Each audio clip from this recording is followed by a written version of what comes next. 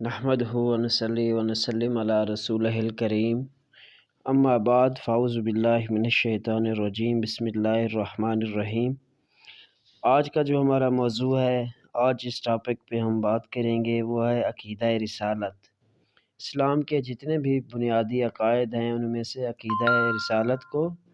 دوسرا نمبر حاصل ہے، عقیدہ جو رسالت ہے وہ اسلام کا دوسرا عقیدہ ہے۔ سب سے پہلا عقیدہ توحید ہے، دوسرا عقیدہ رسالت ہے، تیسرا ملائکہ پر ایمان ہے، چوتھا آسمانی کتابوں پر ایمان ہے، پانچواں اور آخری یوم آخرت یعنی یوم سزا اور جزا کے اوپر ایمان ہے۔ تو آج کا ہمارا موضوع ہے عقیدہ رسالت۔ تو عقیدہ رسالت کے اگر ہم رسالت کے لغوی معنوں کو دیکھیں تو ایک بات ہمیشہ ذہن میں رکھیں کہ کوئی بھی ٹاپک ہے یا کوئی بھی موضوع ہے اس کے دو لحاظ سے میننگ ہوتے ہیں۔ ایک ہوتے ہیں اس کے لغوی معنی، دوسرے ہوتے ہیں اس کے اصطلاحی معنی۔ تو سب سے پہلے ہم دیکھتے ہیں جو رسالت ہے اس کے لغوی معنی کو۔ رسالت کے لغوی معنی ہیں پیغام پہنچانا، اور پیغام پہنچانے والے کو پیغمبر یا رسول کہتے ہیں۔ اب اسی طرح اس کے اصطلاحی معنی کیا ہوئے، یعنی رسول اس شخص کو کہا جاتا ہے جسے اللہ تعالیٰ نے اپنے احکام کی تبلیغ کے لیے اپنی مخلوق کی طرف بھیجا ہو۔ یعنی رسول کو نبی بھی کہا جاتا ہے، لیکن نبی کو رسول نہیں کہہ سکتے، کیونکہ رسول کو نئی کتاب یا نئی شریعت دی جاتی ہے، اور نبی جو ہیں وہ سابقہ رسول کی کتاب اور شریعت کو لے کر آگے چلتے ہیں۔ اسی طرح یہ تو ہوا ہمارا رسالت کا مفہوم، یعنی لغوی معنی اس کے اور اس کے اصطلاحی معنی۔ اسی طرح رسالت کا ہم دیکھتے ہیں مفہوم، کہ رسالت کا مفہوم کیا ہے۔ انبیاء اور رسول اپنے معاشرے کے بے حد کیا ہیں، نیک اور پارسا لوگ ہوتے ہیں جن پر اللہ تعالیٰ وحی کے ذریعے اپنے احکام نازل کرتا ہے۔ اسی طرح وحی کے اگر ہم لغوی معنی کو دیکھیں تو وحی کے لغوی معنی ہیں یعنی دل میں چپکے سے کوئی بات ڈال دینا یا اشارہ کرنے کے ہیں۔ اور اسی طرح اس کے اصطلاحی معنوں کو اگر ہم دیکھیں تو اس سے مراد ہے کہ اللہ تعالیٰ کا وہ پیغام جو اس نے اپنے کسی رسول کی طرف فرشتے کے ذریعے نازل کیا ہو، یا براہ راست اس کے دل میں ڈال دیا ہو، یا پردے کے پیچھے سے اسے سنوا دیا ہو یا اس کو بتلا دیا ہو، جیسا کہ قرآن مجید کی سورۃ شورى کے اندر ہے کہ اور یہ ہے اس کا ترجمہ کچھ اس طرح سے ہے کہ اور یہ کسی بشر کا مقام نہیں ہے کہ اللہ تعالیٰ سے وہ کلام کرے، مگر ہاں یہ تو وحی سے یا کسی پردے کے پیچھے سے یا کسی فرشتے کو قاصد بنا کر بھیج کر، یا وہ اللہ تعالیٰ کے حکم کے کہیں جو احکامات ہیں، اس کے جو اصول و ضوابط ہیں، اللہ کا جو پیغام ہے وہ اس کو منظور ہوتا ہے۔ اور اسی طرح اگر ہم رسول اور نبی کو دیکھیں یا اس کے فرق کو دیکھیں کہ اس رسول اور نبی کے اندر کیا فرق ہے، تو اللہ تعالیٰ نے جن انسانوں کو رسالت کے فریضے کو انجام دینے کے لیے منتخب کیا ہے ان کو نبی اور رسول کہتے ہیں، جیسے کہ قرآن مجید کے اندر ارشاد بھی ہے کہ سورہ نحل کے اندر ہے آیت نمبر 36 میں کہ وَلَقَدْ بَعَثْنَا فِي كُلِّ أُمَّةٍ رَسُولًا، اور ہم نے ہر گروہ میں ہر امت میں ایک رسول بھیجا۔ اسی طرح نبی کا جو لفظ ہے وہ نبا سے بنا ہے، جس کے معنی کیا ہیں، خبر کے ہیں۔ یعنی نبی کے معنی ہوئے خبر دینے والا۔ نبی اور رسول اللہ تعالیٰ کا پیغام انسانوں تک پہنچاتے ہیں،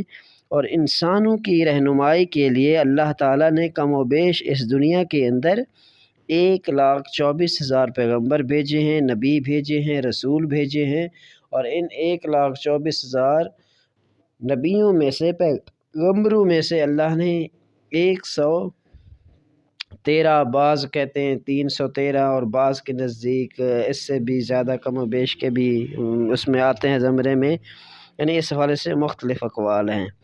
اسی طرح بلکہ قرآن مجید کے اندر ارشاد بھی ہے کہ لا نفرق بین احد من رسولہ، یعنی سورہ بقرہ کے اندر اللہ نے ارشاد فرمایا کہ ہم رسولوں میں سے کسی میں بھی کیا ہے، فرق نہیں کرتے، لہٰذا تمام انبیاء کو سچا اور پاک باز ماننا ضروری ہے، کیونکہ قرآن مجید میں اللہ تعالیٰ نے چند ایک انبیاء کا نام لے کر ذکر کیا ہے جن کی تعداد 26 ہے، یعنی ایسے انبیاء علیہ السلام جن کا ذکر قرآن مجید کے اندر اللہ نے ان کا نام لے کر ذکر کیا ہے، تو اس کے انبیاء کی تعداد 26 ہے۔ اسی طرح اللہ تعالیٰ نے سورۃ مومنون کے اندر یعنی سورۃ مومن کے اندر ارشاد فرمایا کہ ترجمہ اس طرح سے ہے اس کا کچھ کہ اور ہم نے آپ صلی اللہ علیہ وآلہ وسلم سے پہلے بہت سے رسول بھیجے جن میں سے بعض کا حال ہم نے آپ صلی اللہ علیہ وآلہ وسلم سے بیان کیا اور ان میں سے بعض کا حال ہم نے آپ صلی اللہ علیہ وآلہ وسلم سے بیان نہیں کیا۔ یعنی حضرت آدم علیہ السلام سے جو نبوت کا سلسلہ شروع ہوا تھا اس کے آخری فرد حضرت محمد ہمارے اور آپ کے نبی حضرت محمد خاتم النبیین صلی اللہ علیہ وآلہ وسلم ہیں، جو خاتم الانبیاء اور رسول بھی ہیں۔ اب قیامت تک اللہ نے تمام انسانوں کو آپ صلی اللہ علیہ وآلہ وسلم کی پیروی کے لیے یعنی آپ صلی اللہ علیہ وسلم کی پیروی کرنی ہے، یعنی اس پر ہر مسلمان پر یہ لازم ہے کہ وہ تمام انبیاء کی نبوت پر ایمان لائے، سب کو سچا جانے، سب کو پاک باز مانتے ہوئے ان کا ادب و احترام ہر مسلمان کے لیے ضروری ہے۔ اسی طرح اسلام میں ہر اس بات کی ہرگز اجازت نہیں دی گئی کہ بعض رسولوں پر ایمان لایا جائے اور بعض کا انکار کیا جائے، یعنی اگر کوئی ایسا شخص ہے جو بعض انبیاء پر تو ایمان لاتا ہے لیکن بعض انبیاء کا وہ انکار کرتا ہے، تو یہ ایسا کرنا اور ایسا عمل کیا ہے، کفر کے زمرے میں آتا ہے۔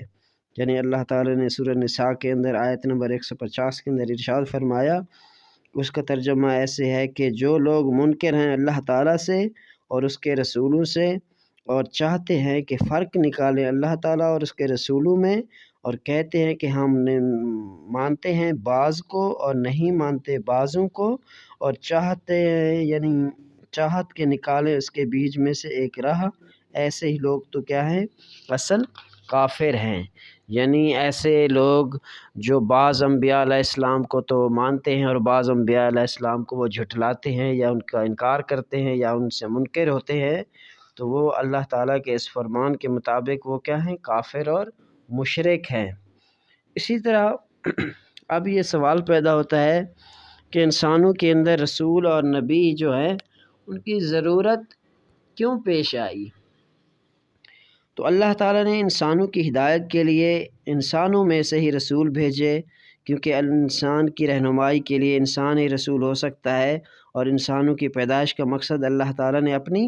عبادت قرار دیا ہے، جیسا کہ قرآن مجید کے اندر سورہ ذاریات کے اندر ہے کہ وما خلقت الجن والانس الا لیعبدون، اور ہم نے جن اور انسانوں کو اپنی عبادت کے لیے پیدا کیا۔